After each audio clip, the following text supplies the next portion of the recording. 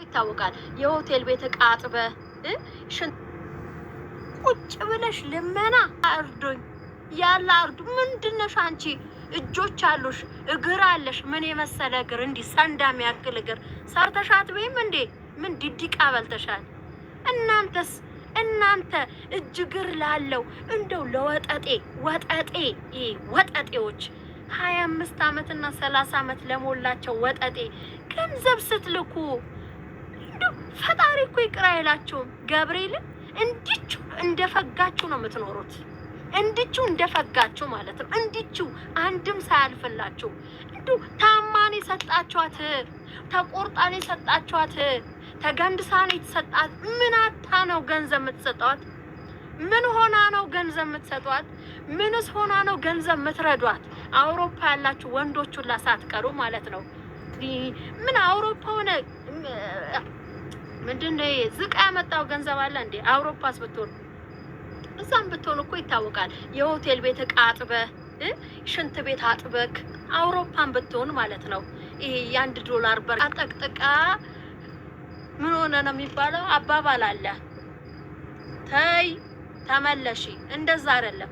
ሻርብ ለብሰሽ ምንድነው ይሄ ነሺዳ የሚባል ነሺዳ አሮኖ ቁርአን አይደለም ነሺዳ መሰለኝ። እንዲህ ስላልሽ ምናምን ሰውን ለማሳመን ሰውን ማይንድ ምናምን እንትን ለማለት ምናምን ይሄ ማለት ነው። እንዳንቺ አይነት ጅላንፎቹንና ጅሎቹን ፎግሪያቸው እሺ፣ ወይም ሸውደ እንዳንቺ አይነቶቹ ጅላጅሎቹ የገንዘብ የሚልኩልሽ አንቺ እንዱ ሰው ሰርቶ በሚያመጣው ገንዘብ ለፍቶ በሚያመጣው ገንዘብ የ25,000 ብር ቤት ተከራይተሽ ቁጭ ብለሽ ልብስ እየቀያየርሽ አንድ ስራ እንደው እንዲች አንድ ስራ ሳትሰሪ ትኖሪያለሽ?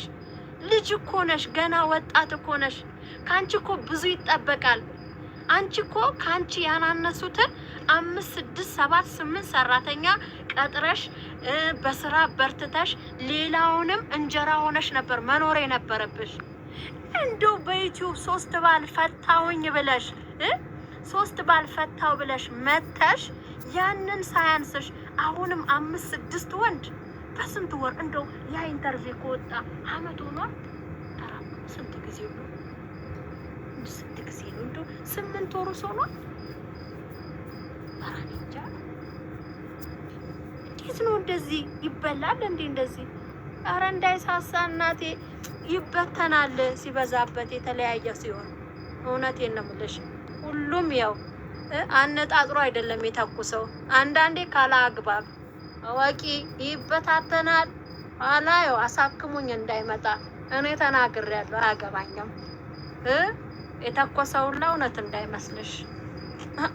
ብሉልኝ እንኩ በገብርኤል መክፈልት ነው እንደ ያሽው አንቺ ወይስ ዘካ ነው ያሽው? አረ ምንድነው?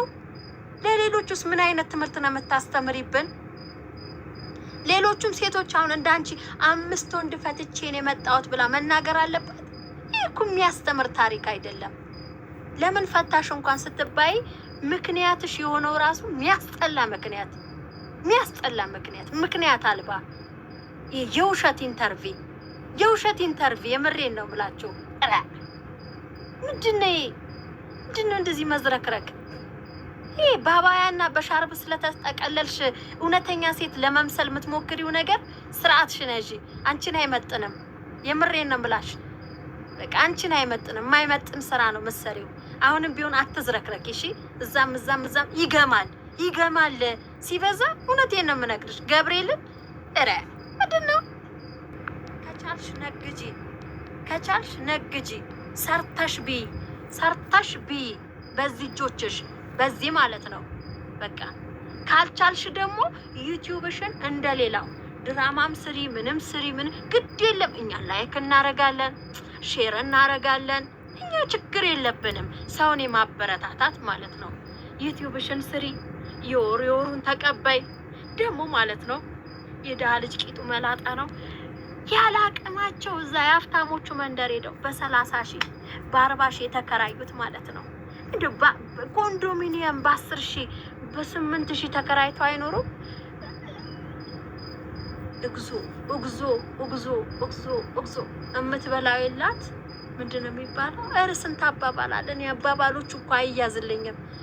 እውነቴን ነው የምላችሁ። በ30 ሺህ ተከራይተው የሚኖሩት በ40 ሺህ ብር ማለት ነው። በ40 ሺህ ብር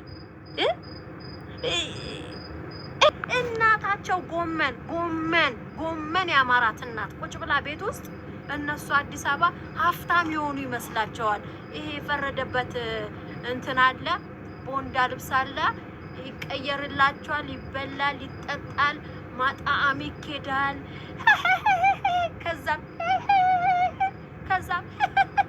በቃ ሌላ ነገር የለም። የፈረደበት በ5000 ጥርሳቸውን ነጭ ያደርጉታል፣ የሚታጠብበት ይሄዳሉ። በቃ ከዛም ሲገለፈት ምንም ስራ የለም። ጠዋት ይተኛሉ፣ ይነሳሉ 4 ሰዓት ደግሞ ሺሻ ታሽዋ። አሁንም ልድገም፣ ፋኪያ ወይም ፋኪያት ተጠንቀቂ። ስራ እንዲህ አይደለም። የምትሄጅባቸው መንገዶች ሁሉ የተሳሳተ ነው። እኔ ጸጥ ብያለሁ። እኔ የዓለምን ጉድ እንኳን አላወጣውም።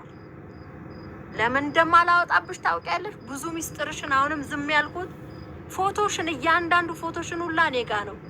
ከመሽቱ 6 ሰዓት ምን ታረጊያለሽ እዛ? ሲጀምር አንቺ ሙስሊም አይደለሽ? እዛ ምን ታረጊያለሽ? እኔ አልናገር። እያንዳንዱን አውጥቼ ነው መፖስትብሽ፣ እያንዳንዱን ማለት ነው። በቃ ፖስት ነው ማረገው። ሚካኤልን ያበጠ ይፈንዳ፣ ፈነዳል ያለ ይፈንዳ ከፈለገ። በቃ ሁሉ ዘልዛላ፣ ሁሉ ዝርክርክ፣ አንድ የሚሰራ ሰው የለ። ይሄ ፈረደበት ዩቲዩብ አለ። እግዞ እንደ ዩቲዩብ ሰውን አበላሸ። የሚሰራ ወጣት ሁሉ ተበላሸ።